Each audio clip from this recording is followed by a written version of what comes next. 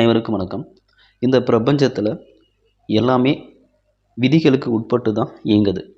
நீங்கள் இந்த வாழ்க்கையில் வெற்றிகரமாக இருக்கணும் அப்படின்னாக்கா அந்த விதிகளை நல்லா புரிஞ்சுக்கணும். எடுத்துக்காட்டுக்கு கணிதத்தில் சிறப்பாக இருக்கணும் அப்படின்னாக்கா கணித விதிகளை புரிஞ்சுக்கணும். அதே போல் ஒவ்வொரு துறையிலையும் நீங்கள் சிறப்பாக இருக்கணும் அப்படின்னாக்கா அந்த துறையினுடைய விதிகளை தெரிஞ்சுக்கணும். அப்படி அந்த விதிகளை தெரிஞ்சிட்டிங்க அப்படின்னாக்கா அந்த துறைகளில் நீங்கள் சிறப்பாக செயல்படலாம். டிரைவிங் நீங்கள் கற்றுக்கணும் அப்படின்னாக்கா அதுக்கு ஒரு விதிகள் இருக்குது, புரியுதுங்களா?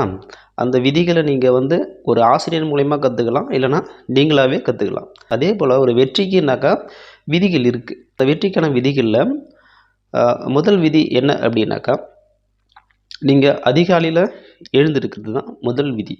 மேக்சிமம் சூரியன் உதயத்துக்கு முன்னாடி எழுந்திருக்கிறது, அதுதான் வெற்றிக்கான முதல் படி. நீங்கள் ஒரு போட்டித் தேர்வில் கலந்துக்கிறீங்க. அந்த போட்டித் தேர்வில் நீங்கள் வெற்றி பெறணும் அப்படின்னாக்கா அதுக்கு ஒரு சில விதிகள் இருக்குது. இந்த போட்டித் தேர்வில் நீங்கள் வெற்றி பெறணும் அப்படின்னாக்கா 2 காம்பனண்ட். ஒன்று அறிவு, ரெண்டாவது அருள். இந்த ரெண்டும் இருந்தால் தான் உங்களால் வெற்றி பெற முடியும். எடுத்துக்காட்டுக்கு ஒரு பானை எடுத்துக்கலாம். ஒரு பானையை உருவாக்கணும் அப்படின்னாக்கா பானைக்கு என்னெல்லாம் செய்வாங்க? அதில் மண் இருக்கணும், அதில் தண்ணி பயன்படுத்துவாங்க அப்படின்னா. அப்போ அதில் என்னென்னலாம் சேர்க்குறாங்களோ அதெல்லாம் பொருள், ஒட்டுமொத்தமாக பொருள் எடுத்துங்க. ரெண்டாவது, பொருள் மட்டும் இருந்தால் போதுமா அப்படின்னாக்கா அது செய்யக்கூடியதுக்கான ஒரு அறிவு இருக்கணும், புரியுதுங்களா? அப்போ அறிவும் ப்ளஸ்ஸும் பொருளும் இருந்தால் தான் அந்த பானை உருவாக்க முடியும். இப்போ ரெண்டில் எது இல்லைனாலும் சரி அந்த பானை உருவாகாது. பொருள் இருக்குது, அறிவு இல்லை அப்படின்னாக்கா அது பானை உருவாக்க முடியாது. இல்லை அறிவு மட்டும்தான் இருக்குது, பானை செய்யறதுக்கான அறிவு இருக்குது, பட் பொருள் இல்லை அப்படின்னாக்கா அந்த பானை உருவாகாது. அப்போ ரெண்டுமே இருக்கணும்.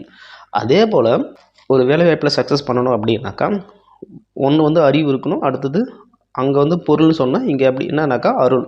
அந்த அறிவு தான் தெரியும். இப்போ ஏதோ ஒரு போட்டித் தேர்வுக்கு நீங்கள் எக்ஸாம் எழுதுறீங்க அப்படின்னாக்கா அவங்க ஒரு சிலபஸ் கொடுத்துருப்பாங்க. அந்த சிலபஸ்க்கு உண்டான அறிவு உங்கள்கிட்ட இருக்கணும். அந்த அறிவு மட்டும் இருந்தால் போதுமா அப்படின்னாக்கா அதுக்கான அருள் இருக்கணும். அது என்ன அருள் அப்படின்னாக்கா அந்த பணி கிடைக்கிறதுக்கான உங்களுடைய மன ஆற்றல் தான். இந்த ரெண்டுமே சரிசமமாக இருந்தால் தான் அந்த வேலைவாய்ப்பு உங்களுக்கு கிடைக்கும். இதில் ரெண்டில் எது உங்களுக்கு இல்லைனாலும் அந்த வேலைவாய்ப்பு கிடைக்காது. அறிவு மட்டும்தான் இருக்குது, அருள் இல்லை அப்படின்னாக்கா அந்த வேலைவாய்ப்பு கிடைக்காது.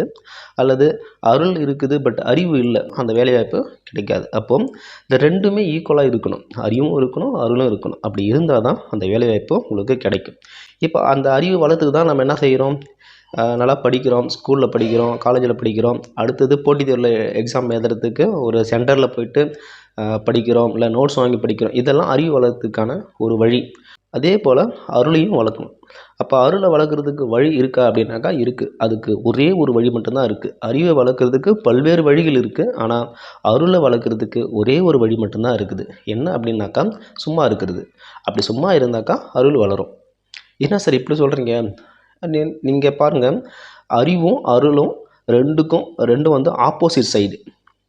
அப்போ அறிவு நீங்கள் ஏதாவது ஒன்று முயற்சி செஞ்சு அடைவீங்க. பட்டு அருள் என்பது எந்த ஒரு முயற்சியும் விட்ட நிலையில் கிடைக்கிறது தான் அருள். அப்போ இந்த அறிவும் அருளும் சரிசமமாக இருந்துச்சுனாக்கா நீங்கள் தேர்வில் வெற்றி பெற்று வேலைவாய்ப்பு பெறலாம். நன்றி.